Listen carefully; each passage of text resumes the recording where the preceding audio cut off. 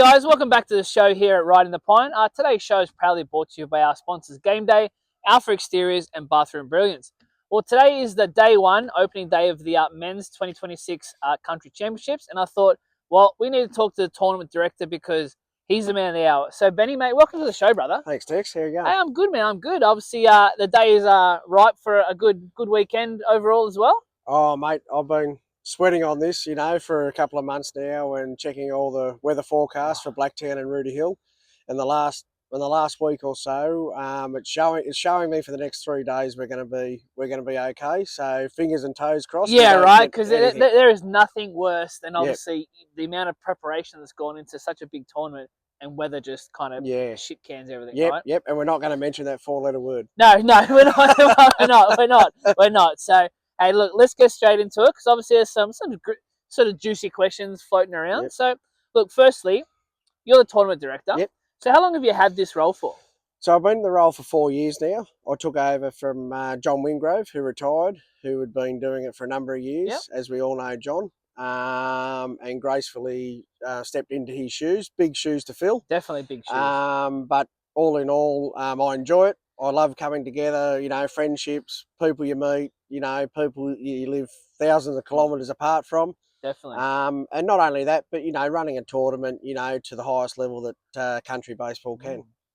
No, that's good. That's good. And obviously, was this something that, because you were a past player, correct? Yes. Yep. So was there sort of a drive, a motivation to kind of want to be this tournament director position, or how did that happen? There was. I was involved a long time ago in administration skills and stuff like that. Not only in Sydney, but when I moved to the country area. Yep. I was an ex-player, as you mentioned, but the bones and the bodies all start to play up on you now. So they do. That's why I'm starting to revert to admin and media. So, look, so I had to choose another way to give back to the game, and I thought, well, there's no better way than than becoming tournament director for not only open men's but for all divisions in country baseball. So that's what I chose to do, and that's what I enjoy doing. Nice. And as I said, I've coached and played and all that, in the country system, and I just enjoy the company. Of course, that's the thing. Well, firstly, obviously, country baseball is regional areas connecting, I said vast distances of people and whatnot. Do you think, as a player who has travelled those miles already on the road, has that kind of helped in this position, relationships and whatnot? Oh, for sure.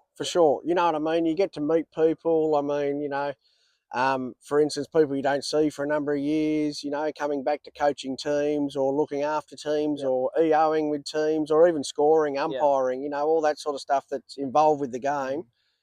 People you don't see for a number of years, and then you reconnect with them later on. That's a big part. Yeah. Big part of it. No, that's great. That's great. So obviously, look, we are here at Blacktown. It's a bit more of a central location for this year. Now, what kind of makes Blacktown a bit more, I guess, ideal for such a large tournament, which we'll touch on a bit later? Yeah. So Blacktown makes it a bit more central because they've got the facilities. They've got 3 diamonds between 2 divisions that we can play. They've got the ability to have night games or under lights. We also travel wise, it's sort of in the middle for everybody to come together and enjoy a weekend of country baseball. And at that, there's going to be some pretty good standard here. No, I think so too. So obviously, not outside of Blacktown. Yep. We're also hosting games at Tregear Reserve. Yep. So that is the home of the West Sydney Boomers. That's correct. Yep. So tell me a little bit about them and how did that sort of come into helping with the tournament? Like, did they reach out saying, hey, we'd like to help, or did you reach out to them, hey, we've got a bit of overflow, need a few extra games? Sure, yeah. So in 2024, we reached out to West Sydney Boomers because we had a tournament the similar size to this one now on this weekend, and we've had to move forward on Friday. So the time's on Friday to fit everything in. Yeah, this is the earliest I had to start a tournament, right? Yeah, so we're starting at lunchtime. Yeah. Okay, today, which we really appreciate with the 13 teams working with us and my committee, because with them all working with us and getting the time off work, for example, et cetera, really helps us to running a successful tournament.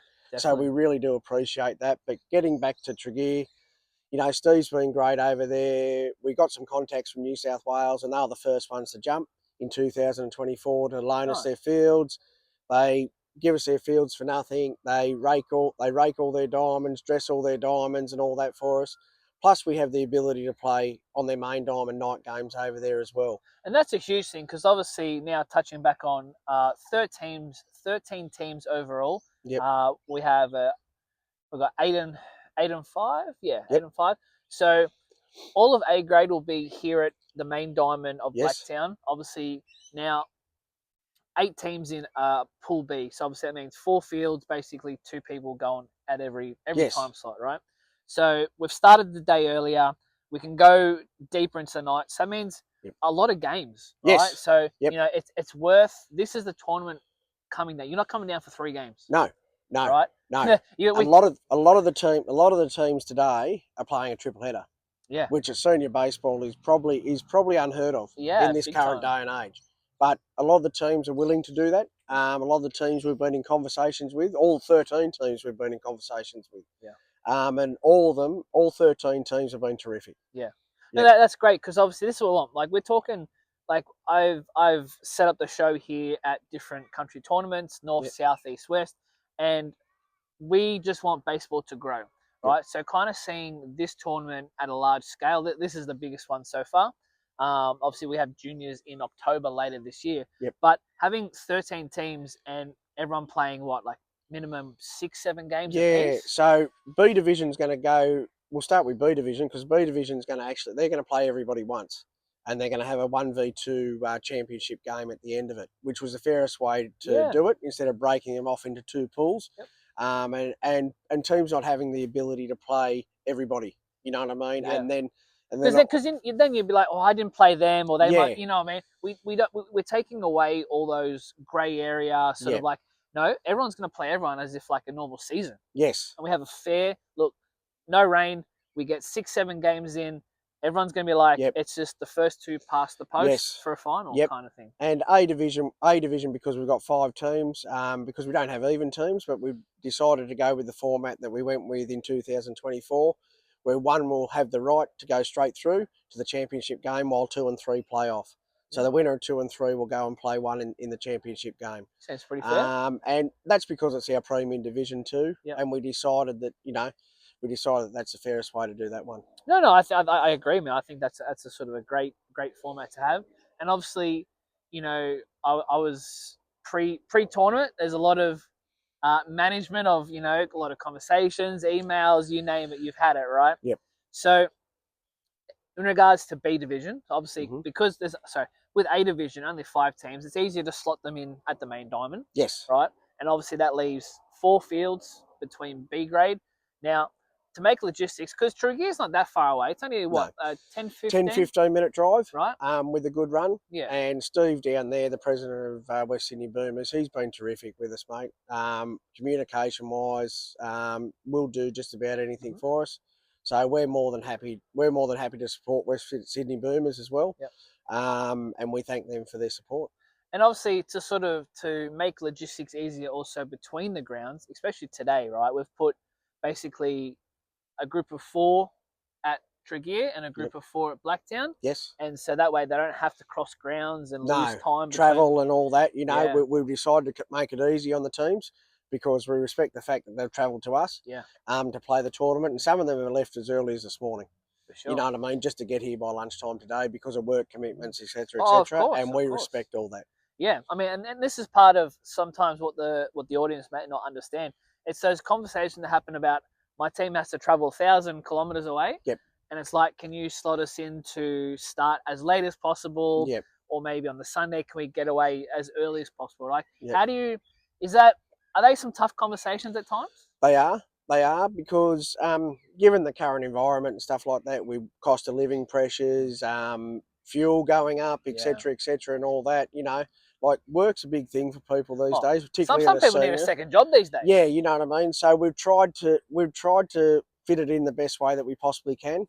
So what we've done on Sunday morning is Far North Coast, Hastings, and Wagga, all the teams that are travelling distance, we've given them the first game, so that if they don't make the 1v2 playoff, they'll have the ability to get on the road straight away and get home at a comfortable hour. And that seems pretty fair, to be honest. And and that's very encouraging to know that the associations who are doing the longer travel, they know that countries really are trying to help them Yes. in every possible Yep. manner, whether it's Yep. scheduling, traveling, all Yep. that sort of thing. And I think they think that, oh, I know our committee works so hard to get these events happening, you Yeah, know what I mean, on a yeah, voluntary basis.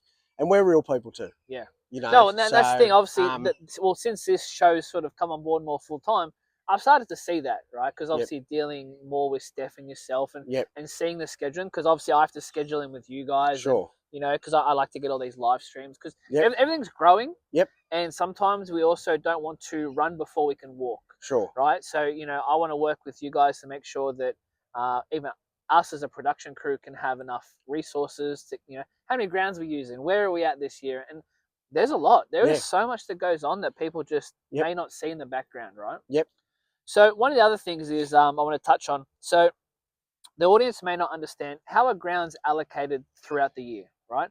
yep, So I understand there's some sort of meeting that happens at the end of the year around November. yep. So all the delegates had a face-to-face meeting in November, and it's normally generally based in Newcastle, which is a bit of another central point for everybody to come Yep. together. Which gives us the opportunity not only to catch up with our mates and that from other areas of country baseball, but also other delegates to sit down and have a planning meeting Yep.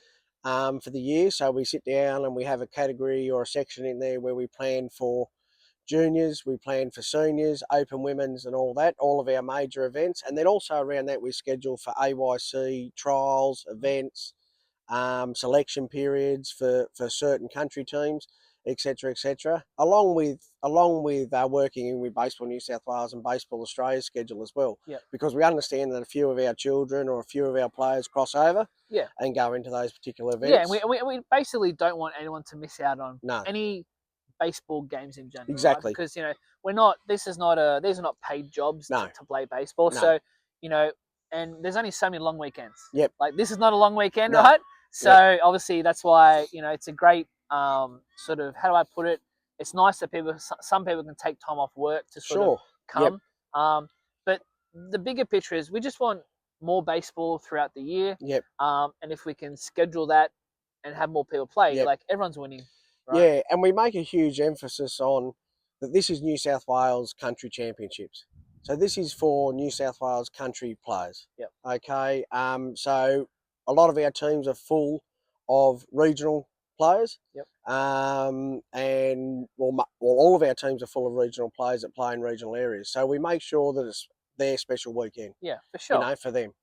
No, that's great. That's definitely good to hear. Now, obviously, outside that facilities, we have the full canteen here at Blacktown, but we also have the canteen facilities at Tregear as well. We do. Steve and his staff over there, or his voluntary staff over there, are putting on the full show for us again this year with everything possible on the menu. Yep. I was a bit of a sucker for it in 2024. I think I tried almost everything. Yeah, well, So, but given the colder weather, I think people eat a little bit more, or particularly the warmer yeah, food. definitely, right. So so Steve's helping us out over there, and we've sorted out a thing with him where their club will profit from it, and it'll go Yeah. back towards their club, which is great Yeah. because he gives us a facility for nothing. Well, that's right. And that's the fairness balance, right? Like Yep. he's lending us the ground. It's only fair that they make a little bit of profit Yep. because they're making us happy Yep. on and off the field. Yeah, and not to mention, he'll have grounds crew and stuff like Yeah. that, and a team of them that'll get around and sort the diamonds out for us, which is a big thing. Yeah. You know? Because in contrast, here at the Blacktown facilities, we have to work with Blacktown Council. Yes. Yep. So we can't just select anybody to go rake the fields, No. right? Like it's No. like obviously these No. grounds are pretty pristine. Yep. And that's Yep. someone's job. That's Yes. a paid job, and Yep. and it shows. Yep. Right. So these grounds are managed by Blacktown Venue Management. So they virtually look after all the grounds for us for the whole weekend. And that it comes at a cost. Yeah. But we have some of the best grounds, Yeah. to use for the whole weekend. They do a fantastic job. And the boys are great to us. So yeah, but they will be here the course of the weekend. But due to insurance reasons and stuff like that, we can't have our own volunteers help out for the weekend. which is a look, bit, which is a bit of a shame. there is also only a certain amount of volunteers to go around, right? Yes, Like, there is. as much as we really do love volunteers and we encourage more to jump on board, like not everyone just has enough spare time to help out. No. Right? So sometimes we do have to come to venues like this and we have to pay for that sort of help. Yes. So sometimes there is some different tournaments will cost that little bit extra too. So long as I want the audience to sort of understand that, because sometimes like, oh, why did Blacktown cost a little bit more? And it's like, well, look, hey, it's a larger venue, it's council rates, and you know that's out of our hands. Yeah. So right? Steffi and myself and our rules and competition committee, we all sat down and had a conversation about it, and the conversation was along the lines of we don't want to run a half-hearted tournament. No. So we're doing everything at the professional level that we can, realizing that we've got 13 teams attending this weekend, and realizing that they, you know, their associations are also paying to be here. Yep. So we don't want to run a half-hearted show. No, definitely. I think the players will really appreciate this weekend. You know, I said I came from the last big tournament was the women's in Belmont, and that was great. That was 3 tournaments, great field. Fantastic. You know, there was investment into Belmont. Yep. Right. So what I'm seeing is that, you know, we are trying to, from a country perspective, host and grow tournaments, raising the level of fields, teams, relationships, and I feel that trend. Yep. I mean, all of our tournaments that we run, we try to run to the best of our ability that we possibly can. As you mentioned, Open Women's had a standalone weekend this year up in Belmont, and Jess Thompson and her crew up there, and the grounds guys and the canteen facilities, absolutely A1, mate, in the country area. And I can't fault anything to do with that weekend. In fact, it's probably in my top 2 of tournaments that I've run for country baseball of recent times. And hoping to have the same again this weekend with 13 teams and Open Men's. And in October with the juniors. And right? and in October with the juniors in Tamworth, where we're going to get to see Zuka 12s and under 14s. And that, which is for country baseball, that's where it all starts. Yeah. You know. And so we speak about growth. So having 8 teams in the B grade, right? So I've got down here that we're starting to see a lot of that transition from, let's call it under 16s, under 18s age group now coming into the men's. And, you know, obviously B grades are going to sort of fill up potentially a bit more before the A grades swell up. So it's just a good indication that if the B grade is growing, it means that people are following through with the plan to get all the way through to men's A's. Yes. Yep. And I mean, a lot of our B division rosters this year at this tournament are full of 16s and 18s. Some of the 18s are actually playing in the A division, which is good. But it's all about growth and it's all about development for these children. And the fact that they actually they're actually asking us now to play rep baseball for their particular areas. Because this is where I was going to go with it. So generally, over the years, I've seen essentially a country under 18s team entered into the men's tournament. Was it always in a B division, or did they sometimes tinker in the A division? I forget that part. They floated between both A and B. The last year they were in last year they were in A division. Sorry. The year before they were in B division. The reason we've gone away from that is speaking to their staff for AYC and that this year, they've decided they didn't want to come. They didn't want to be a part of this tournament because they're still sort of in a squad situation at the moment. So we've allowed those players in particular to go back to their particular associations and play this weekend. And see, that's where I was getting towards. Which builds those numbers up. I would rather see the local people have that local pride. Because this is where you're showcasing your local association. Right? Like, there's no point sort of coming. This is generally where you would select a rep team from, not enter a rep team into. Right? It's good to sometimes get practice games in, but for me, I want to highlight that this is an association weekend and you need to send your best. Right? Because it's fun and it's growing and it's, I think all associations. And in saying that, you know, like the under 16s AYC is still in a squad situation. A lot of those children will be in the rosters for B division. So that gives them the opportunity. Not going to say it out loud, but there will be people here watching this weekend. That gives them the opportunity to try and impress or try and improve on their position from where they were at 16s and 18s. And obviously because of the amount of games, especially the B division, right? teams will need that depth. Yes. Extra pitching, Yes. pitching across Yep. 7 games. Exactly. Right? And it comes down to coaching staff too, Yeah. and the way that they manage their teams. Yeah. You know, That'll test the managers, how test they the manage, managers, right? and Because not only do the players develop this weekend, but coaching staff develop this Yeah. weekend. Like everyone gets umpires, everyone involved scorers, yeah, game changing situations like we got today, and streaming and going live, and the exposure that you're giving us for the weekend is all improving New South Wales country and the game at New South Wales country level. So we're appreciative. That's why we're saying that we're here to work with those teams. We're not here to work against those teams.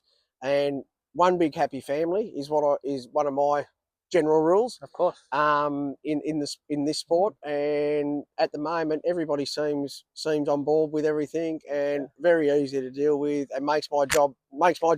Of course. So look, look, we're heading about 10:30 now, so we're about an hour and a half from the first games kicking off in Tregear, where you'll be today. Yeah, I'm going over to Tregear all day today. Going over there to thank Steve, for his efforts and helping us out. Also going over there to watch some B Division games and just roam around and make sure that everything's running perfect over there, whilst the rest of my committee are going to be based here. No, sweet. Well, guys, look, that'll pretty much wrap us up here on the show for this segment. But look, as I said, in about an hour and a half to 2 hours, so we're going to be kicking off a lot of the games. Tregear will start first, and then we'll be here at Blacktown at 1:30 for all of the action here. But all the games will be on Game Changer, live stream. So check out the YouTube channel, the Facebook, and stuff like that, especially Live Aussie Baseball. Look, thanks for coming on the show, Benny. Thanks, Brendan. Thanks for all the work you're doing. Mate, anytime, mate. It's been a pleasure. From my point of view, we appreciate it, and all the teams appreciate it too. Yeah. The exposure you're giving this sport in regional areas is second to none. So we really do appreciate it. Thank you. All right, guys. Well, that'll do us, and stay tuned for the next episode. Take care. See ya.